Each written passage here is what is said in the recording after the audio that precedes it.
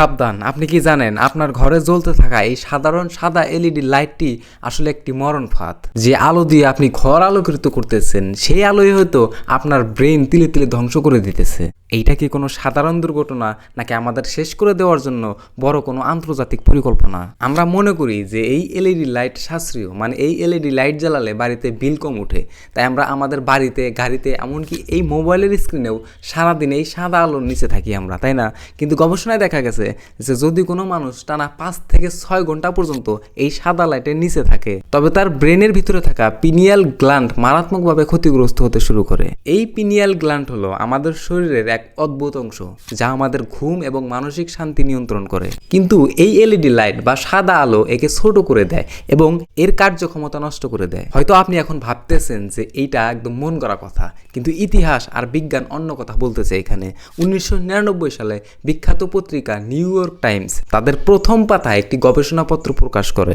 সেখানে পরিষ্কার বলা হয়েছে এই অতিরিক্ত সাদা আলো মানুষের শরীরের সার্কাডিয়ান রিদম বা আমাদের আভ্যন্তরীণ, আমাদের ভেতরের ঘড়িকে নষ্ট করে দেয়। আর এর ফলে আমাদের শরীরের মেলাটোনিন নামক হরমোন তৈরি হওয়া বন্ধ হয়ে যায়।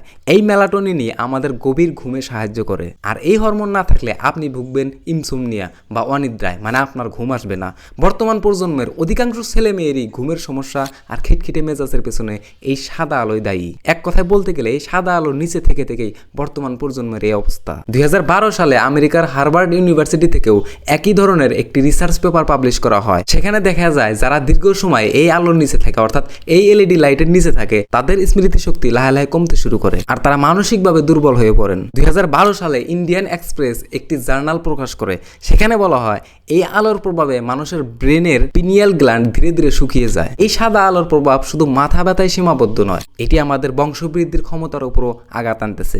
গবেষণায় দেখা গেছে দীর্ঘ সময় এই এলইডি লাইট ব্যবহার করলে বা এই আলোর নিচে থাকলে নারীদের সন্তান জন্মদানের ক্ষমতা বা রিপ্রোডাকশন ক্ষমতা কমে যায়। অন্যদিকে পুরুষদের ক্ষেত্রে স্পার্ম কোয়ালিটি বা শুক্রাণুর মান মারাত্মকভাবে খারাপ হতে থাকে। একটু খেয়াল করলে দেখবেন ইদানিং আমাদের ফোনে আই প্রোটেকশন মোড বা ব্লু লাইট ফিল্টার থাকে। এটা চালু করলে স্ক্রিনটি হালকা হলুদ হয়ে যায়। কেন জানেন?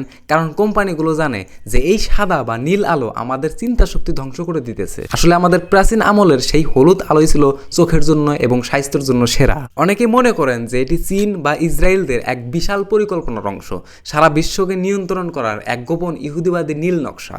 তারা চায় বিশ্বের সাধারণ মানুষ যেন ধীরে ধীরে তাদের মেধাশক্তি এবং প্রজনন ক্ষমতা হারিয়ে ফেলে। এই ফর্মুলাটিকে বলা হয় ডিপপুলেশন বা জনসংখ্যা কমানোর ষড়যন্ত্র। তাই বন্ধুরা, আজকে সাবধান হন। আপনার ঘর থেকে ক্ষতিকারক এই এলইডি সাদা লাইটের বদলে হলুদ লাইট বা ওয়ার্ম লাইট ব্যবহার করতে শুরু করেন। ঘুমানোর অন্তত 2 ঘন্টা আগে থেকে মোবাইল টেপাটেপি বন্ধ করেন। আপনার সচেতনই আপনার পরিবারকে রক্ষা করতে পারে। বন্ধুরা, এই তথ্যগুলো সবার জানা খুবই জরুরি, তাই ভিডিওটা প্রচুর পরিমাণে শেয়ার করেন যাতে অন্যরাও সচেতন হতে পারে। আর হ্যাঁ বন্ধুরা, আমি আমার একটা সেকেন্ড পেজ খুলছি, মানে 2 নাম্বার পেজ খুলছি। ওটার মধ্যে ব্লগ আপলোড করব, ঠিক আছে? কয়েকটা ব্লগ আপলোডও করছি। তো আমি এই ভিডিওর কমেন্ট বক্সে পিন কমেন্টে সেই পেজের লিঙ্ক দিয়ে দিছি। যান আপনারা ফলো করেন এবং ভিডিওগুলো ভালো লাগলে অবশ্যই শেয়ার করবেন। ধন্যবাদ।